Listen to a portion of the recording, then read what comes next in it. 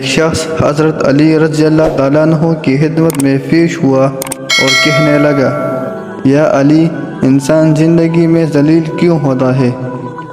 تو حضرت علی رضی اللہ تعالیٰ عنہ نے فرمایا، اے شخص، جس انسان کے اندر یہ 3 عادتیں ہو وہ ضرور بے عزت اور ذلیل ہو جاتا ہے۔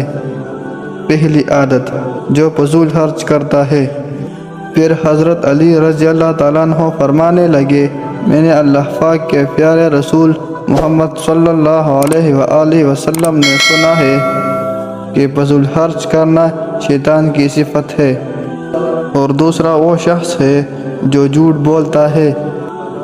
پھر حضرت علی رضی اللہ تعالیٰ عنہ نے فرمایا، میں نے اللہ پاک کے پیارے رسول محمد صلی اللہ علیہ وآلہ وسلم سے سنا کہ جو شخص جھوٹ بولتا ہے وہ اللہ کی مخلوق کے نزدیک دن بدن ذلیل ہو جاتا ہے۔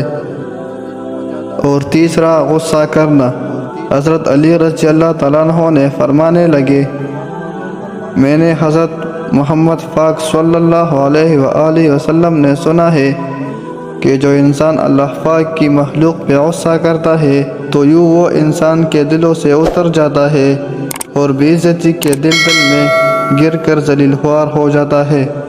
جس طرح چھوٹے چھوٹے سوراخ بند کمرے میں سورج کے طلوع ہونے کا پتہ دیتا ہے، اسی طرح چھوٹی چھوٹی باتیں انسان کا کردار نمایاں کرتی ہے۔